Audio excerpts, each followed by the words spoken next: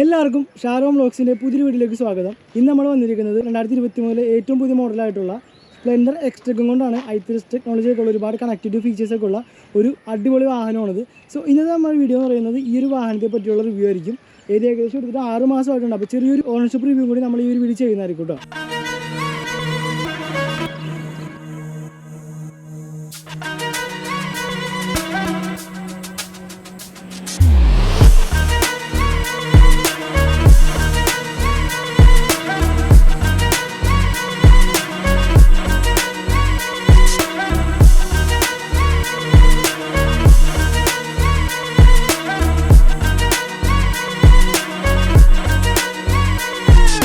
So പണ്ടത്തെ hero Honda സ്പ്ലെൻഡറിൻ്റെ അതേ ഒരു ലുക്കിൽ തന്നെയാണ് ഈ ഒരു പുതിയ മോഡൽ സ്പ്ലെൻഡർ ഇറക്കിയിരിക്കുന്നത്.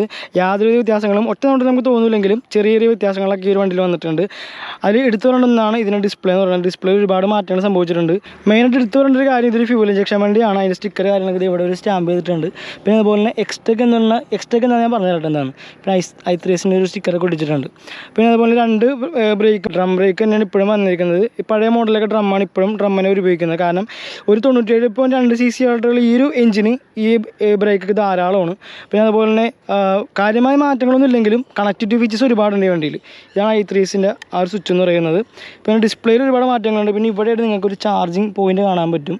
നമുക്ക് ഫോണൊക്കെ ചാർജ് ചെയ്യാനായിട്ട് USB പോർട്ട് കൊടുത്തിട്ടുണ്ട്. പിന്നെ ഈ ഒരു വണ്ടിയിൽ ഇപ്പോഴത്തെ എല്ലാ വണ്ടിയിലും ഇറങ്ങുന്ന ഒരു ഫീച്ചേഴ്സ് ഉണ്ട്. അതായത് സ്റ്റാൻഡ് ഇട്ട് കഴിഞ്ഞ് കഴിഞ്ഞാൽ വണ്ടി ഓൺ ആവത്തില്ല കേസ് ഉണ്ട്. പക്ഷേ വണ്ടി ശരിക്കും പറഞ്ഞാൽ വണ്ടി ഓൺ ആവട്ടെ, അത് കാണിച്ചു തരാം. ഇപ്പോൾ നമ്മൾ സെൽഫ് അടിച്ച് പിന്നെ വണ്ടി ന്യൂട്രലാണ്, വണ്ടി ഓണാണ്. ഇപ്പോൾ നമ്മൾ ഗിയർ ഇടുകയാണ്. ഇപ്പോൾ ഞാൻ ക്ലച്ച് പിടിച്ചിട്ട് ഗിയർ ഇട്ട വഴി വണ്ടി ഓഫായി പോയി. അത് പറഞ്ഞാൽ സ്റ്റാൻഡ് ഇട്ട് കഴിഞ്ഞ് കഴിഞ്ഞാൽ ഈ വണ്ടി നമുക്ക് സ്റ്റാർട്ട് ചെയ്യാൻ പറ്റും. പക്ഷേ ഗിയർ ഇട്ട് കഴിഞ്ഞാൽ ഗിയർ അപ്പോൾ തന്നെ ഓഫായി പോകും. പിന്നെ ഇതിൽ വന്നിരിക്കുന്ന മറ്റൊരു പ്രത്യേകതയാണ് ഈ ഒരു ഹെഡ് ലാമ്പുകൾ. അതിനകത്ത് ഹാലജൻ ബൾബാണ് യൂസ് ചെയ്തേക്കണത്. പക്ഷേ ഇവിടെ ആയിട്ടൊരു DRL കൊടുത്തിട്ടുണ്ട്. അത് നല്ല രസമുണ്ട് കാണാനായിട്ട്. അപ്പോൾ വളരെ വ്യത്യസ്തമായിട്ടുള്ളൊരു ഡിസൈൻ തന്നെയാണ് കൊടുത്തിരിക്കുന്നത്. കാര്യമായിട്ട് നോക്കുമ്പോൾ നമുക്കൊന്നും മാറ്റങ്ങൾ കാണില്ലെങ്കിലും വണ്ടിയെ ഓടിച്ച് നോക്കിയിട്ട് ബാക്കി കാര്യങ്ങൾ പറയാം കേട്ടോ. അപ്പോൾ സ്പ്ലെൻഡറിൻ്റെ എക്സ്റ്റെക്കാണ് നമ്മളൊന്ന് റിവ്യൂ ചെയ്യാനായിട്ട് പോകണം. വണ്ടി വളരെ ചെറുതാണ്. എൻ്റെ ആ പഴയ 2000 മോഡൽ സ്പ്ലെൻഡറിൻ്റെ അതേ ഒരു ഹൈറ്റൊക്കെ ഇതിനുള്ളൂ. എൻ്റെ കാലുണ്ട്, കാല് ശരിക്കും താഴ്ത്തി മുട്ടും. 2 കാലും അത്യാവശ്യം നല്ല രീതിയിൽ താഴ്ത്തി മുട്ടുന്നുണ്ട്. ഇത് നമ്മുടെ ഡിമ്മും ബ്രൈറ്റും, ഇത് ഇൻഡിക്കേറ്റർ, ഇത് ഹോൺ, ഇത് i3 ടെക്നോളജിയാണ്, ഇത് സ്കിൽ സ്വിച്ച്. ബാക്കി വേറെ എക്സ്ട്രാ ഫീച്ചേഴ്സും വന്നിട്ടില്ല. പിന്നെ വന്നേക്കാണത് ഇവിടെ ആയിട്ട് മോഡ് ചേഞ്ച് ചെയ്യാനുള്ള ഓപ്ഷൻ ഉണ്ട്. അതായത് നമുക്ക് ട്രിപ്പ് സെറ്റ് ചെയ്യാനുള്ള മോഡ് കാര്യങ്ങൾ. ഡെലിവറിക്കൊക്കെ പോകുന്ന പിള്ളേർക്കൊക്കെ ആണെങ്കിൽ ഭയങ്കര യൂസ്ഫുൾ ആയിരിക്കും ഈ ഒരു വണ്ടി.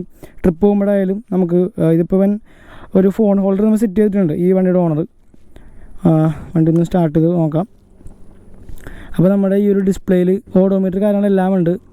കിലോമീറ്റർ, പിന്നെ അതുപോലെ തന്നെ ട്രിപ്പ് സെറ്റ് ചെയ്യാൻ പറ്റും.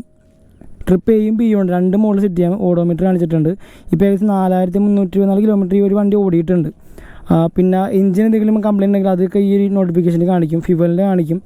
നമുക്ക് വണ്ടി ഒന്ന് സ്റ്റാർട്ട് ചെയ്ത് നോക്കട്ടെ. എന്തായാലും ഞാൻ i3 ഓഫ് ചെയ്തിട്ടൊക്കെയാണ്.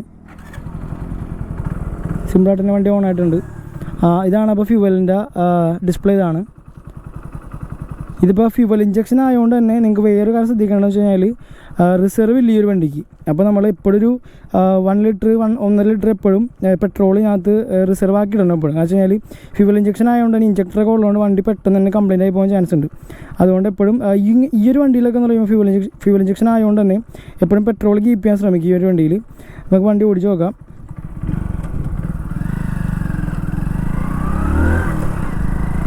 വണ്ടി ഭയങ്കര സ്മൂത്താണ് കേട്ടോ.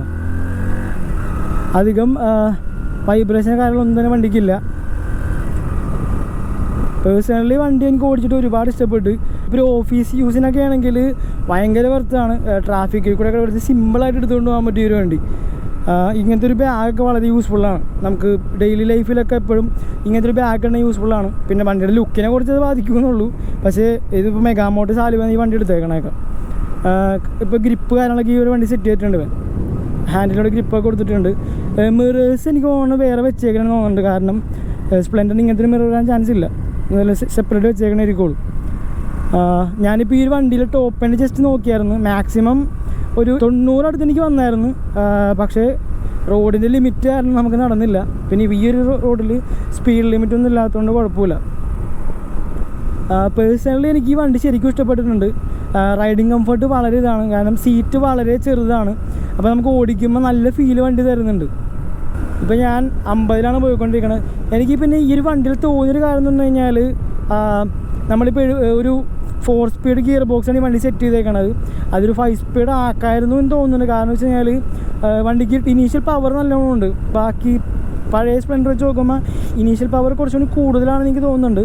അപ്പോൾ എന്തുകൊണ്ടും ഒരു 5 സ്പീഡ് ഗിയർ ബോക്സ് ആയിരുന്നെങ്കിൽ പൊളിയായിരുന്നേനെ എന്നൊരു ഫീൽ തോന്നുന്നുണ്ട്. പക്ഷേ ഒരു 97 cc എഞ്ചിൻ ആയതുകൊണ്ടായിരിക്കും ഒരു അത്രയും വലിയൊരു ഗിയർ ബോക്സും സെറ്റ് ചെയ്യാത്തത്. എന്നിരുന്നാലും വണ്ടി വെറുതെ പൊളിയാണ്ട്. എനിക്ക് പേഴ്സണലി ശരിക്കും ഇഷ്ടപ്പെട്ട്. മെഗാമോട്ട് സാലിവൻ എടുത്തപ്പോൾ ഇവിടെ എടുത്തപ്പോൾ അവൻ ഏകദേശം 94 സംതിങ് ആണ് അവന് റേറ്റ് അയക്കണത്, എക്സ് ഷോറൂം പ്രൈസ് അയക്കണത്. അങ്ങനെ വലിയ കാര്യമായിട്ടുള്ള വൈബ്രേഷൻ ഒന്നും വണ്ടിക്ക് ഫീൽ ചെയ്യണില്ല. വണ്ടി അന്യായമാണ്. കാര്യമായിട്ടുള്ള ഫീച്ചേഴ്സൊന്നും അധികം ഇല്ലെങ്കിലും പിന്നെ ഫീച്ചേഴ്സ് എടുത്തു പറയേണ്ടത് ഈ ബ്ലൂടൂത്തിലുള്ള കണക്ടിവിറ്റി ഫീച്ചേഴ്സാണ്. ഇപ്പോൾ നമ്മൾ ഫോണിലെ ബ്ലൂടൂത്ത് കണക്ട് ചെയ്യുകയാണെങ്കിൽ അതിൽ നമ്മുടെ മിസ്ഡ് കോള്, അതായത് മെസ്സേജ് അലേർട്ടുകൾ കാര്യങ്ങളെല്ലാം ഈ ഒരു മീറ്ററിൽ കാണിക്കുന്നതായിരിക്കും. അത്യാവശ്യം കുഴപ്പമില്ലാത്തൊരു ഡിസ്പ്ലേ ആണ്. ഈ ഒരു സെഗ്മെൻറ്റിൽ ഇത്രയും പ്രൈസുള്ള ഈ ഒരു വണ്ടിക്ക് ഇതുപോലത്തെ ഒരു ഡിസ്പ്ലേ ഒക്കെ വളരെ വെർത്തായിട്ടാണ് തോന്നിയത്.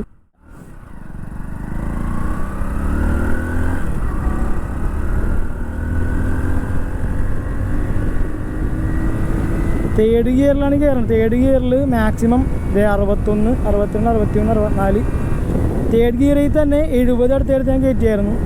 ഇപ്പോൾ ഇത് 4th ഗിയറിലാണ് നമ്മൾ പോയിക്കൊണ്ടിരിക്കുന്നത്. 4th ഗിയർ എന്തോരം കയറി നോക്കാം.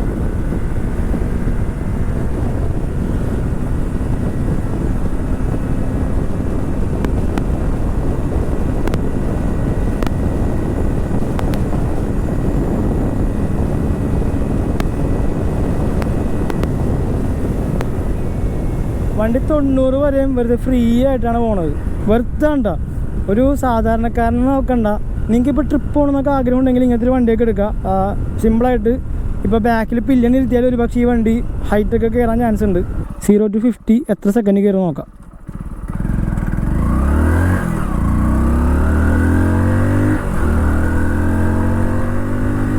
അമ്പത് കഴിഞ്ഞിട്ടോ.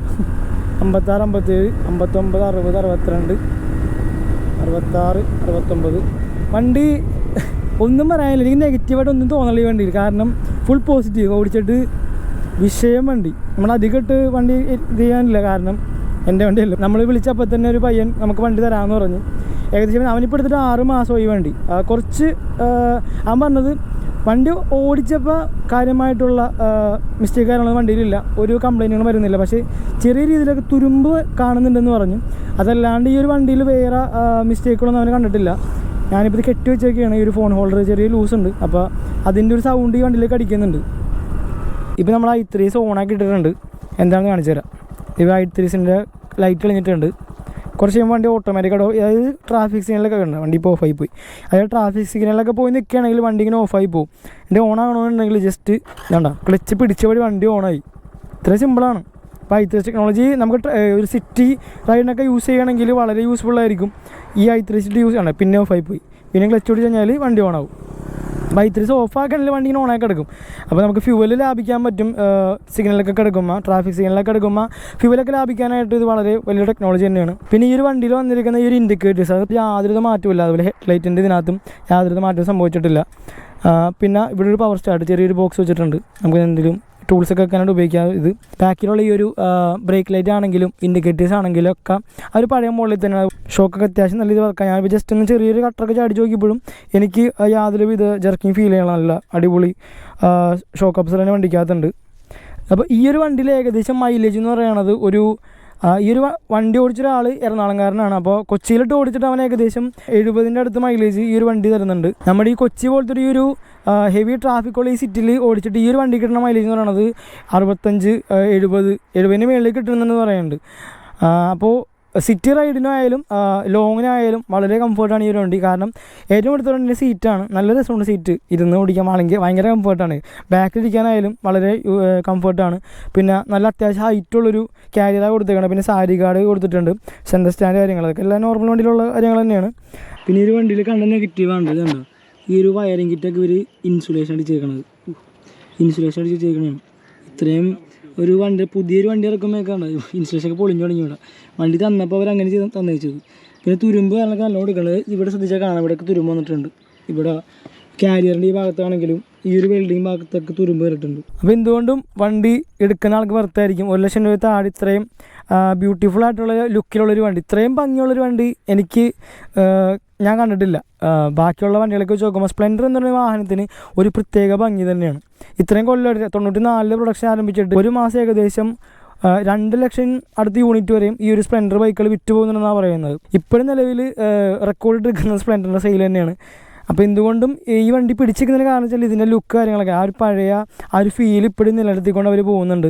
അതുകൊണ്ട് തന്നെ എനിക്ക് ഈ ഒരു വണ്ടി ഇങ്ങനെ ഇപ്പോഴും ഈ ഒരു ഇത്രയും വലിയ വലിയ കൊമ്പന്മാർ ഇറങ്ങിയിട്ടും യൂത്തന്മാരുടെ ഇടയിൽ ഇത്രയും ഫാൻസ് ഉള്ളൊരു വണ്ടി വേറെ ഉണ്ടാവുമെന്ന് എനിക്ക് തോന്നുന്നില്ല. ഇന്ത്യയിൽ എന്തായാലും ഇത്രയും ഫാൻ ബേസ് ഉള്ളൊരു വേറൊരു ബൈക്ക് ഉണ്ടാവില്ല.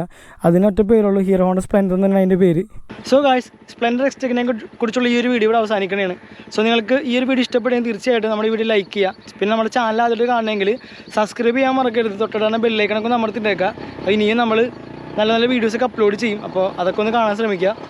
സോ ഇവൻ പുലിയാണ്, കാണുന്ന പോലെയല്ല, ലുക്കിൽ മാത്രമല്ല പവറിലായാലും പൊളി വണ്ടിയാണ്.